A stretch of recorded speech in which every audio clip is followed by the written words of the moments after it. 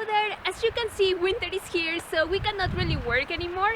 So this will be our last episode of Season 1, which was effectively 2021. We're going to be talking about what we've learned up to now, our plans for 2022 that will effectively be Season 2. So let's talk about it.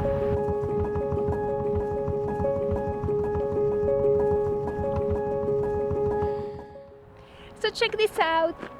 Remember episode 2 with the septic pits? We're pretty much back to that story. I think that mountain right there is probably about my height. And boy, sorry. And then this one right here, I would say it's maybe up to my knees, maybe higher. And over there, somewhere in there should be our ramp to get down. But the location is a mystery, so let's go to a more comfortable place to chat. So we're at a more comfortable place now. We're at our apartment complex community center, and so we're here because we want to discuss some of the things that we have learned that have gone well, some of the things that haven't gone so well, and a little bit of a look ahead into what we plan to do for 2022. But why don't we begin with something I said on the foundation episode?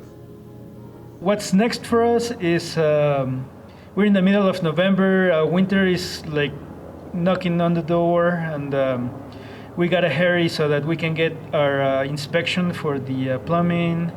We're doing the waterproofing, insulation, French drains. So we gotta we're trying to get that all done right before Thanksgiving. Yeah, so that night dream was completely smashed. So what we have found out is that it takes us about 3 to 4 times the time we had originally planned to complete things. And also one of the things is that working in the winter is not a very fun thing to do. Here in Colorado in the fall, it gets windy, it gets colder. As we approach the thick of winter, it gets the days get shorter, so... Yeah, but I would say that overall, even with all those complexities, things went pretty well. We were able to keep working during winter. We didn't really have to stop. Yeah, we're happy with the quality of work we've produced, and that's ultimately what matters the most. You could say this is one of another setback that we've had, that we ended up starting in August when we were hoping to start in April. Yeah, but overall, what I'd say, you cannot control everything, right? And I would say that these challenges, they actually make this experience more memorable for us. Okay, and that's a good segue into our next topics, I guess. We compiled this little list of tips that we'd want to share with you. And the first is, coming from a corporate America world, this is definitely not corporate America. Things take way longer than you might expect coming from that world. So for example, in episode 2, we spent the whole day shoveling snow because we were about to begin the next day. And in reality, we didn't start work for like 5 months. And we also had that day when we were just driving all around Denver to 3 or 4 home centers just looking for threaded rods. Now we say like we could have ordered online and just wait for them to arrive.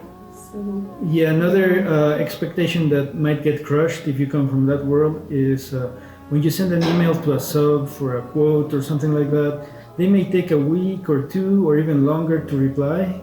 And so the key is not to get frustrated about it.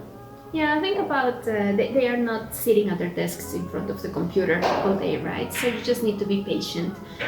And one thing I would mention from the subs that it really surprised us is that some of them they just don't want to work with you, and they tell it like straight to your face, and that's because they are fully booked and they have these customers they've had for years. So they just like, well, thank you, but we don't want any customers right now. We are extremely lucky to have found our excavator, and he introduced us to our foundation sub, and they produce the best, most quality work. So we're super happy with everything they've done. Okay, so our second tip is about materials, and we were obviously affected by all the supply chain challenges during the year. We had like materials, we wanted like rock wool, it was 6 months out. We've heard of windows being like a year out. So we were affected to all of that, and also changing prices. So the first thing I would mention, it's worth spending the time to shop around. We saved up to 50% in materials just by buying them online or renting a U-Haul truck and going to neighboring states to pick them up. And that helped with pricing and also with having them available almost immediately.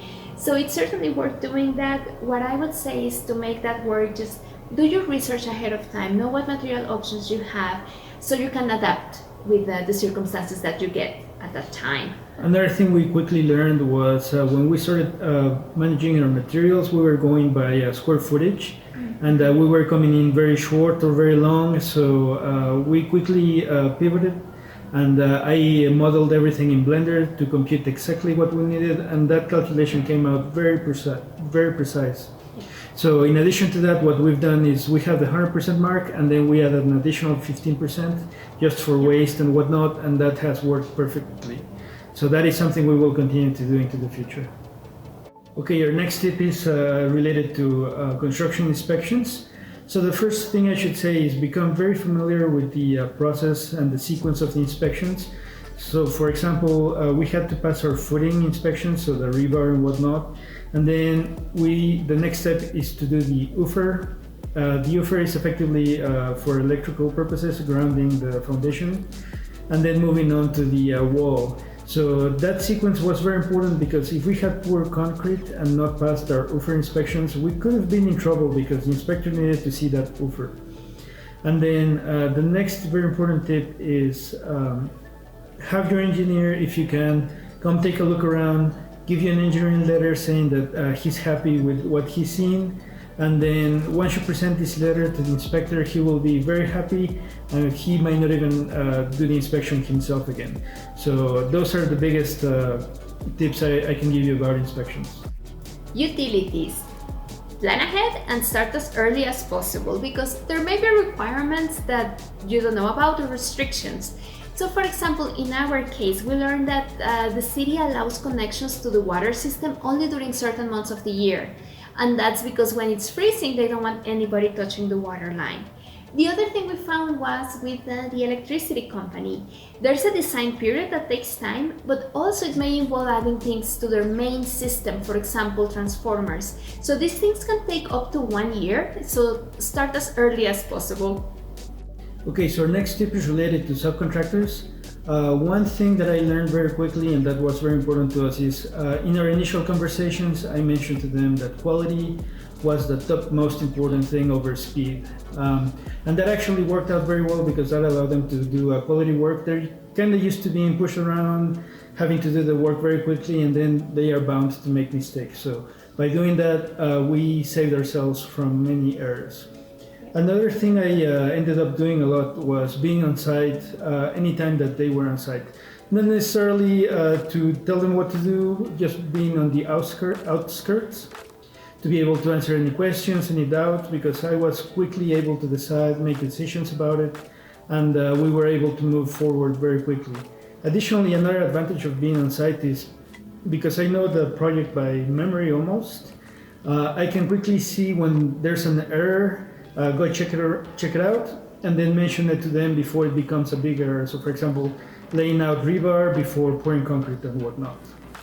And then finally, something I actually ended up taking off at least our concrete subcontractor is I took care of managing all the permits, scheduling the appointments and whatnot so that he could focus 100% on his effort. And this ended up working very well, and we're very happy with the quality of work that was done. Organization tips. So you have probably been in this situation when you have a DIY project and you're maybe working into it for 15 minutes and turns out you are missing a nail or you don't have the right blade for the saw and things like that. So we were aware of this, we have done it in the past several times. And especially with the days being so short, we wanted to make sure that for this project, once we got on site, we never had to leave. And what we came up with was with a daily plan. So we had a daily goal, and the night before, we would make an inventory of all the tools and materials that we would need. And we have to say we're very proud that we never had to do an emergency run to the home center. We did them because things broke or maybe we ran out of some material, but never because we forgot something. So whatever works for you, the idea is save your improvisation skills for the DIY project. This is a major thing. Come up with a plan, make your inventory. If you need something, go to the home center the night before so you have everything ready on the day you need to go to the job site. And bring everything that you have because you never know if you will need it. Yes. Okay, and so those are the tips that we wanted to share with you from our last year of construction. And so the next question is, what's next for 2022? Yeah, and we have this mini project that we have not mentioned, but we want to build a shed at the property. And we think that's going to improve our productivity a lot because we no longer have to be carrying tools back and forward to the house. And we can install our generator, have power on site, and with that we can have a shop and maybe a place to take a nap when we need to have a break from construction. And then when we say a nap, we mean like an 8-hour nap, maybe sometimes over the weekends.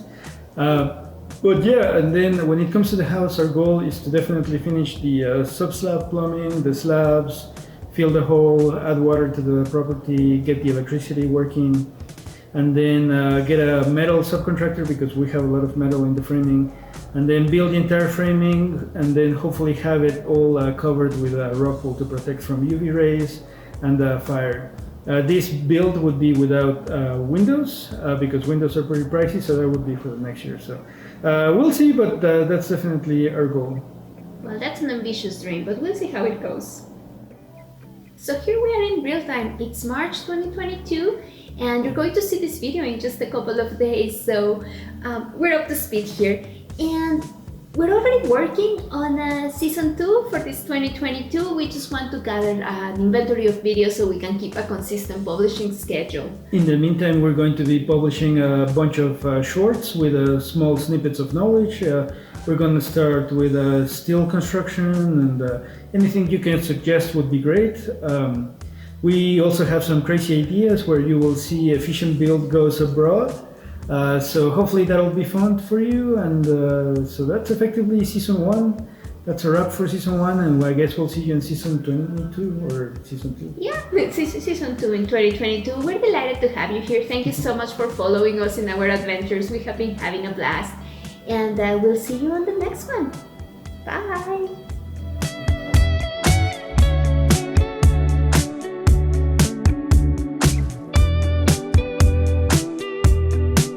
Let's spend